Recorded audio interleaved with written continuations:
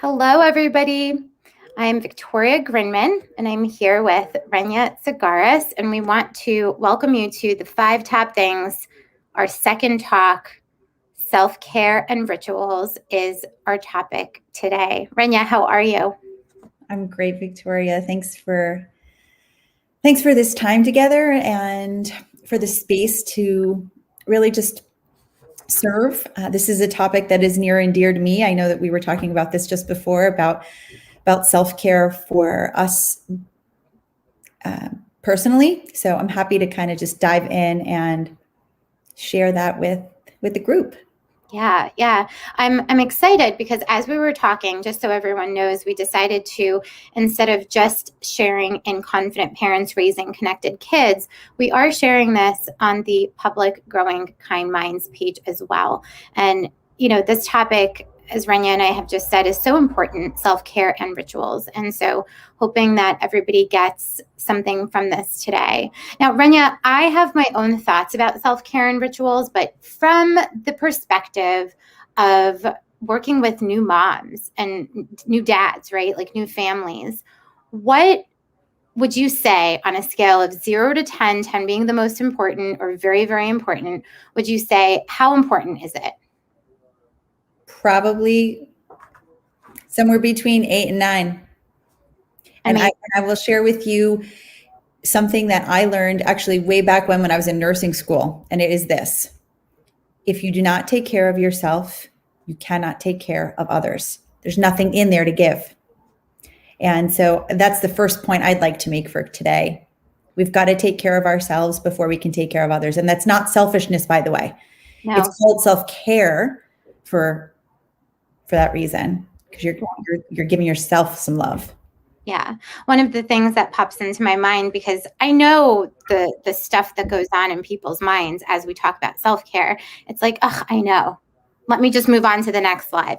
But I want to say, stop, don't do that, because, common sense is not always common practice. And it's something that I keep hearing over and over, and it certainly applies to this conversation about self-care and having rituals. And, as I was thinking about this talk as well, Renia, I was thinking, what are, rituals and why are they so important? And we'll definitely get into it later. But I want to hear what you think about this. For me, it's not about necessarily like I must do this, and having a running list. But I want to talk about like how do we create space in our life to be present to whatever it is that's going on for us. And it could be like a cup of tea, like a spa day is nice, but, and is important once in a while, but rituals don't have to be these grandiose things. Am I right? I couldn't agree with you more, Victoria. I think that for me personally, that's where it took me time to understand that. And it may take all of you take time, time to understand that too. Give yourself the grace and the space to learn that. But the key thing I really believe when it comes to self-care and rituals is there's a level of consciousness. And I think that's part of the first piece of it is checking in with yourself and building that as a ritual in your day. Something that I found very helpful, and this is application, practical and tactical. Every time you sit down to have a meal or a snack or put anything in your mouth, a drink, check in with yourself. Where am I? What am I feeling? What do I need? How do I have that? I love it. Where am I? What am I feeling? What do I need? How does this taste?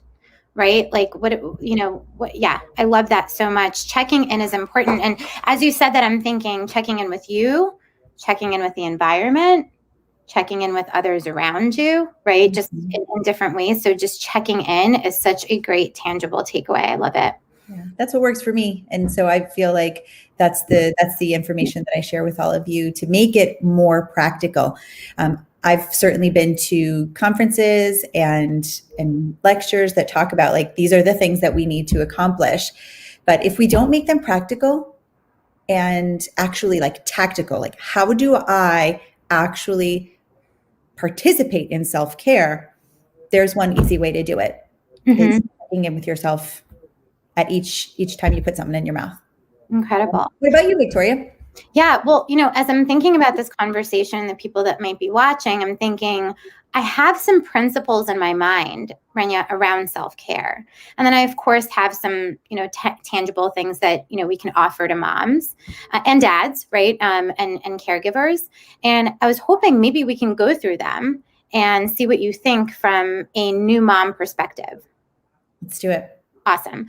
So the first thing I'm thinking about when it comes to self-care is this idea of boundaries, right? And I was thinking so much about how, love with boundaries. And we talk about that quite often. And that boundaries, what they are, these like walls within which we allow others to bounce within, right? Like I start here, you start here. You know what I mean? Like we tell people how to treat us. And I think about boundaries when it comes to parenthood and when it comes to the new parenthood journey. When I think about some of the parents that I work with that have older kids, it's important to teach kids boundaries. And so to have them is vital. But what would you say about new moms and really, placing boundaries inside of what feels good and right for them? I think there has to be a level of honesty and truth within oneself, and that can be tricky to navigate through, right? If we take a look at new parents, just generally speaking, okay, whatever the dynamic is in a house or a home or an apartment or wherever, right? Identifying with yourself as an individual and saying, like, I am feeling exhausted, right? That's a very, very common emotion for new parents. Now I'm talking babies, right? That can happen into toddlerhood. That can happen into the early school age years, right? I'm just exhausted. Mm-hmm. Lack of sleep is something huge for parents, myself included. So identifying with that as a first piece can be part of what allows for parents to really identify with the self, like acknowledgement. Yeah. The other piece that I'd like to add here that I see commonly is the martyrdom, right? It's like everything for you, everything for my child, everything for my partner, and just like giving yourself, again, that grace and that love and saying, well, in order to show up as an optimal parent, I need this. And communicating that not just to your support people and your family, but like to yourself. Yeah. I love that so much. We think so much often, like I want to empower my children. I want to empower the people around me.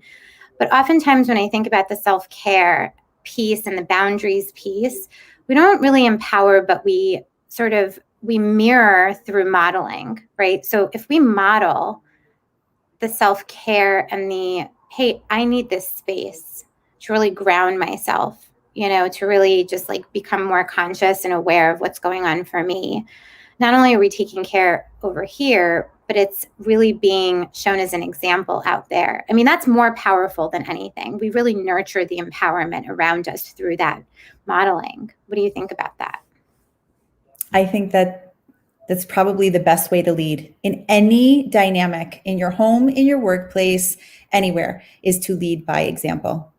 And I'll give you, again, a personal example when it comes to self-care and taking the time to, let's just hypothetically say, involve yourself in some movement, right? That's a level of self-care.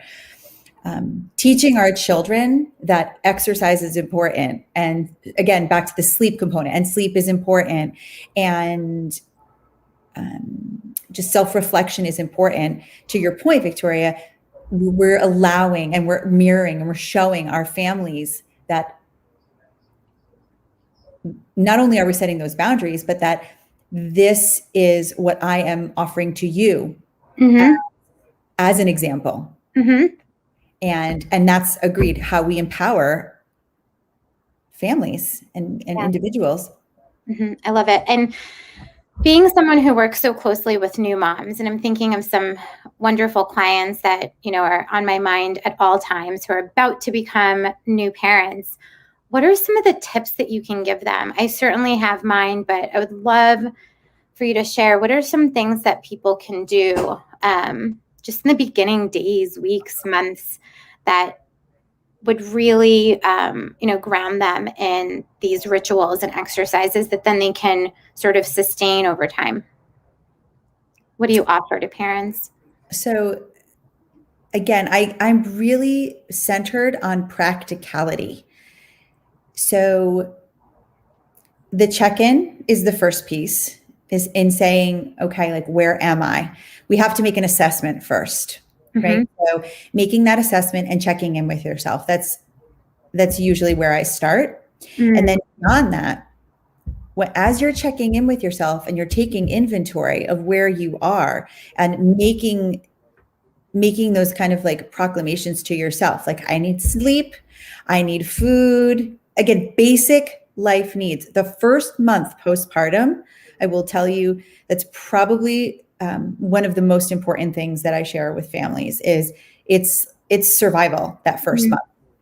So sleeping, napping, resting, whatever that looks like, it just means that you're not using energy to do anything. It doesn't have to be sleeping. So resting, Yep.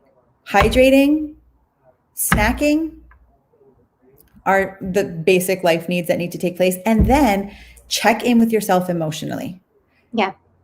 As you're doing those things. So I am feeling overwhelmed. I am feeling blessed. I am feeling frustrated. And as you start to identify not only with your physical needs, but your emotional needs, then you can start taking a look at, how do I get those needs met? And just breaking it down like that. Perfect. Yeah. This is incredible, right? And so important to assess, because I always say, and this is in your work, it's in my work, if we get the assessment wrong, everything that follows, it doesn't matter how good you are at it, you're giving somebody something they don't need, right? So assessment's so important. So checking in and being really present with what someone needs and then giving that to yourself. I like it. I like that a lot. Yeah. I'd love to hear some of your tips, Victoria, too, just in working with parents prior to having children. And then as they progress through parenthood, maybe let's just say someone who has school-age children, right? Yeah. How can we implement some of the tips that you've kind of brushed on in families who have older children? Sure. And this goes like across the board, right? I think it's so important to think about practical things. And like I said before, when we talk about rituals, the rituals are just those small things that you do every day, and they could be in sequence order. They don't have to be. But I always offer in the morning to, have something, I would say, to have a warm cup of water. And you just, and I always work with the body and from a trauma-informed perspective, and also touch perspective, which I'll talk about in a little bit. But, starting off with something that is refreshing and something that is really cleansing, and then moving on to maybe something warm, something like, for me, that's coffee. Don't talk to me until I've had my coffee, right? But it might be a cup of tea. And for new moms, maybe some herbal teas that could really be supportive during those times when, they're still going through bodily changes and moods and all sorts of things in the morning. And I would say, like, really taking those moments, like when you're taking a shower, post shower, and you're, using some lotion or oils, like really implement some gratitude, like, thank you, body. Thank you, mind. Thank you, hands. Thank you, feet, right? And really being intentional, Renia, like in those moments. And those are rituals, right? And get together with your friends, right? When we talk about like older, I was just talking to a mom who says to me, I don't know what I would have done without my 5 or 6 friends. We raised our kids together. It takes a village. Well, I would also say that for new moms, right? And I think sometimes it can be hard because people are having babies at different times, and you might have a friend who is not going through what you're going through, so they may not understand. So my advice is to reach out to people that are new and not be afraid to create that tribe, create that crew, to have as a support. And, I think about Brene Brown. Brene Brown is someone who I love. Yeah. And she talks often about creativity being something that is helping you lead a heart-led life. And she talks that the converse of that is a soul sucker. So I say, when you're tapped out, invite some creative energy. And that could be like sketching. That could be get yourself, like I've had so many parents say, I like got myself a pair, like a sketch pad and pencils and just started drawing. Like do something that has you express and create and just, be in that zone, because it could be so draining. And, one of the biggest ones is to practice those boundaries. I think that throughout, those first few years or, months, but then also as children get older, you asked, if you don't have something, you can't give it to your kids. I always say you can't give kids something you don't have yourself. So when you're telling me that your kid doesn't know how to accept no, but then you're also telling me that you never got good at saying no firmly and lovingly, well, that's a perfect, situation, of cause and effect. And so the earlier that you can do that for yourself, that will serve you for years to come in your parenthood journey. What do you think of that? Yeah, I think that was a beautiful and thorough answer, enough so that we've hit a couple of different points, right? Back to the whole self-care piece, right? It doesn't have to look one way. It can be somatic, it could be emotional, it could be both at the same time. And to recap what you had said earlier, they don't have to be these grand spa days, which of course, like many of us love, but incorporating those practices into your day. I offer things like put on your favorite song and just listen to that. A song these days lasts about, at maximum, 3 or 4 minutes. That can be all you need to help shift your mood. There's energy in music, if that's what resonates with you.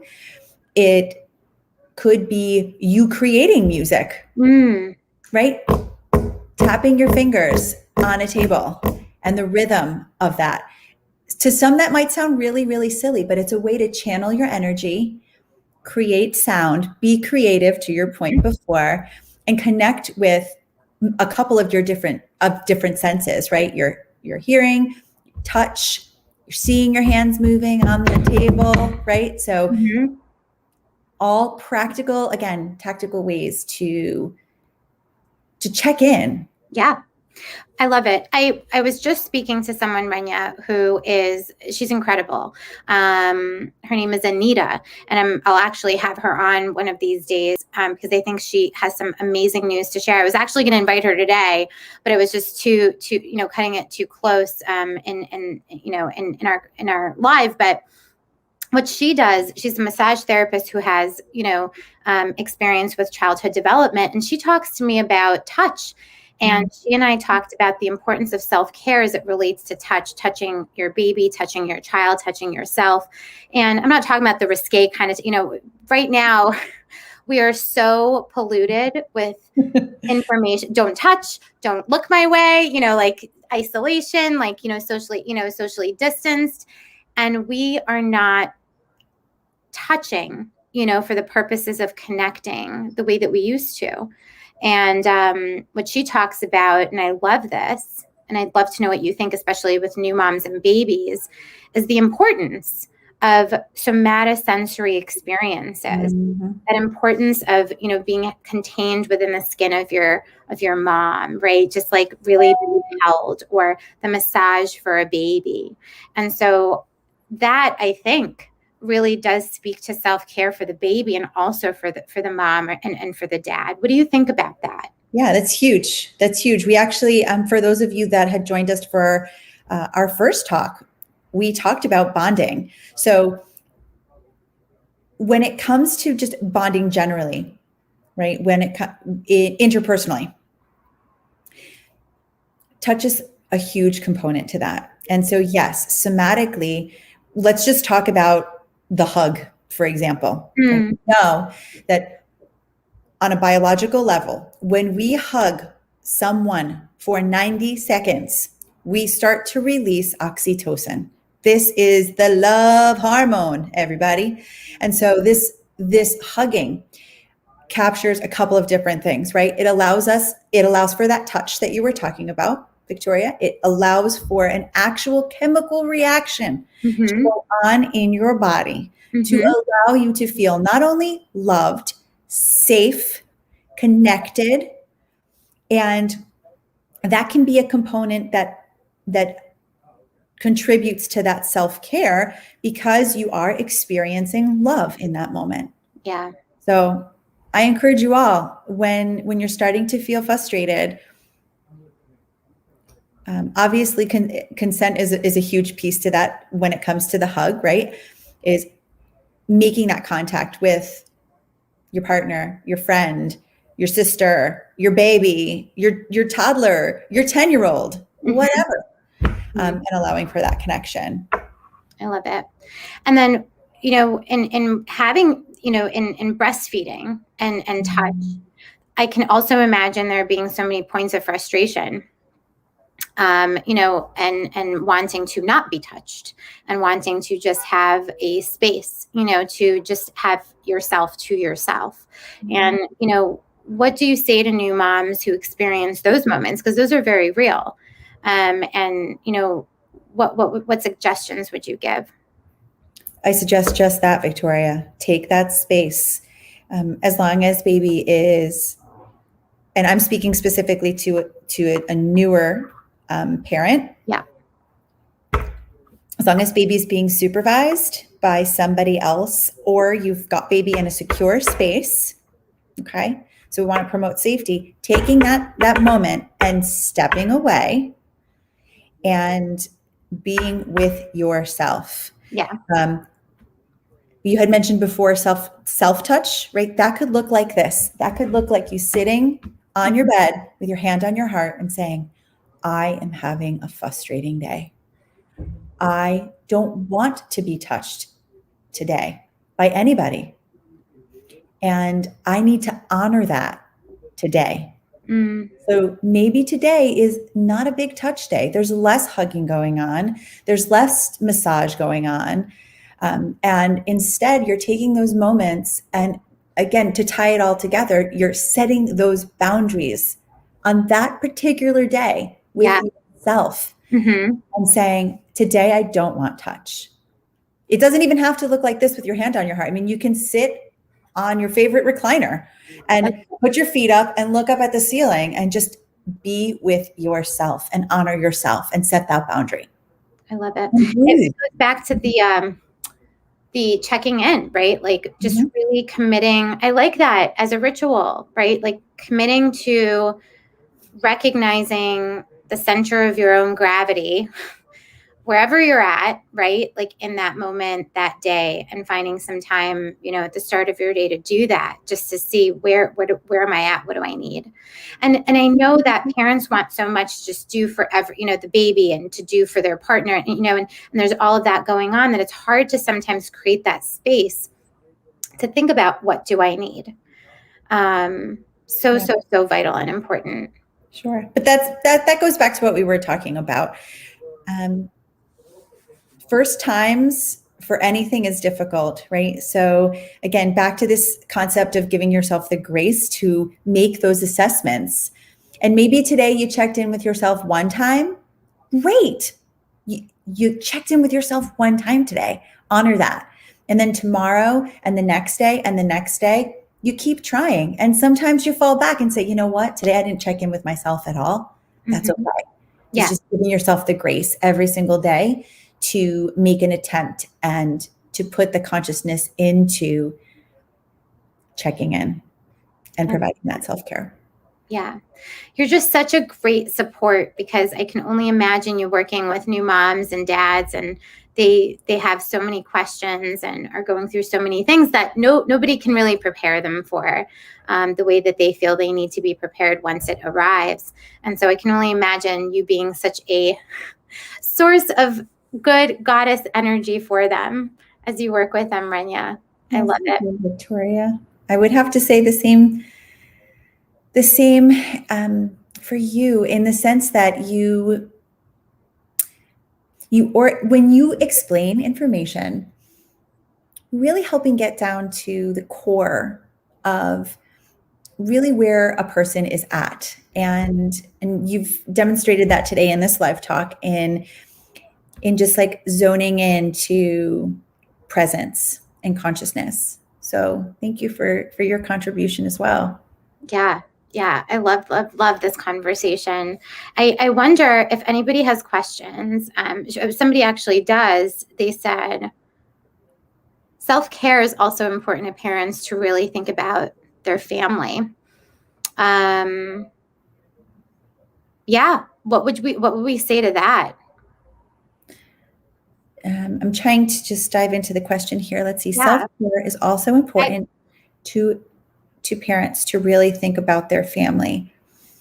I'm not sure that I understand the question, if I'm honest. Yeah, I actually, it resonates for me, Renia, because one of the things that comes up for me, and I don't mean to, what comes up for me in working a lot with moms, especially, and this isn't like a mom versus dad thing. This is just something that comes up for me anecdotally, right? Mm-hmm. Is there's so much responsibility on setting the tone. They feel the responsibility of setting the tone for their child, for their family, about how things are going to go.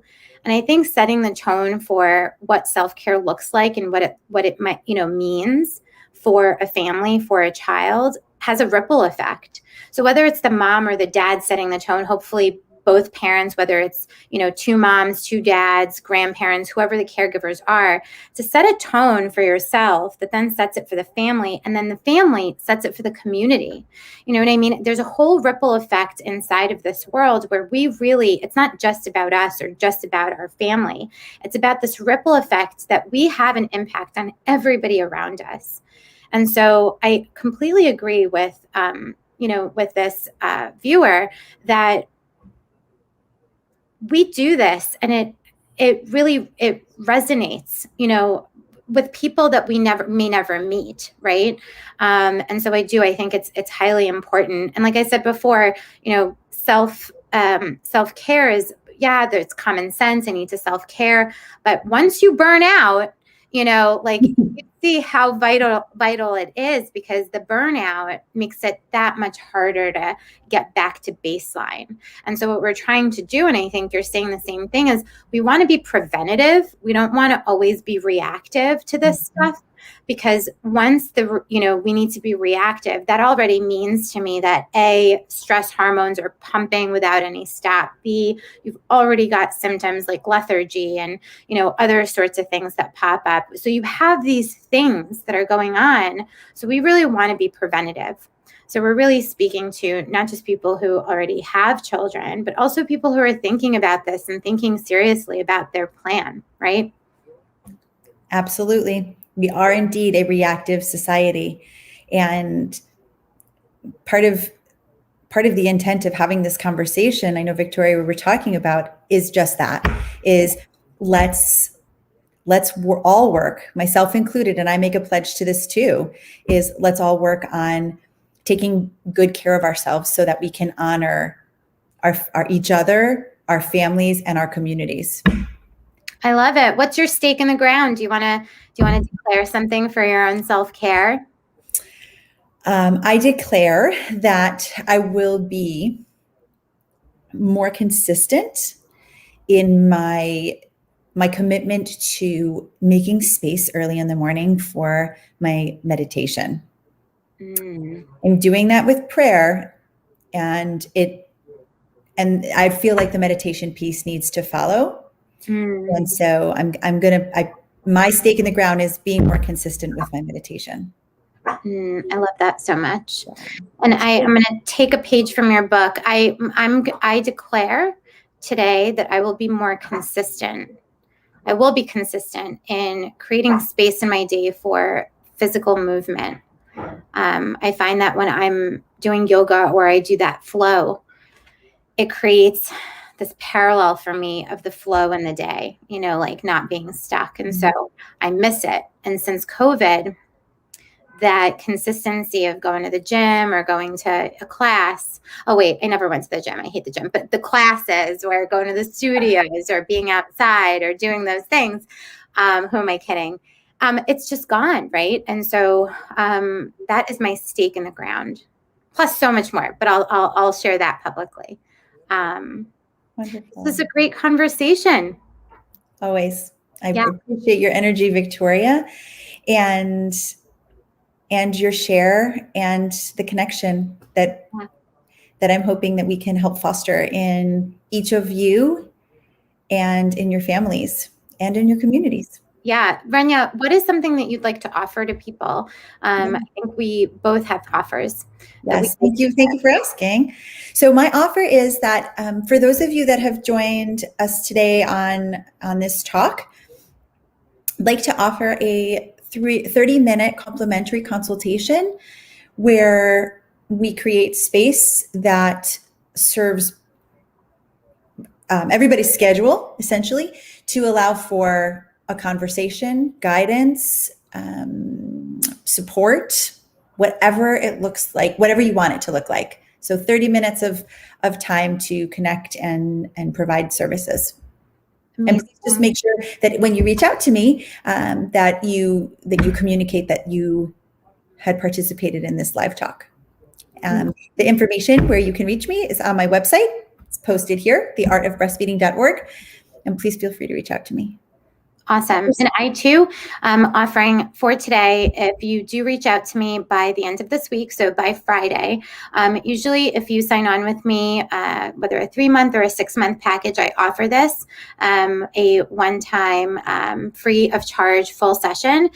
So today I'm offering it to you, whether you're signed on with me or not, a free discovery session with me. Just reach out to me via email or my website. Let us know that you watched us on the 5 top things with Victoria and Renia, and you will receive that offer. And we're so excited to have us back. When? Next week? Next week. Yeah. So we'll see you all again on February 23rd, where we will where we will be exploring another topic. It's actually number 3 on our top 5 things. Consistency. Yeah, at 1:00. We'll see you then, everybody. Victoria, thanks as always for the space to allow for these conversations to happen. This was amazing. Thanks so much, Renia.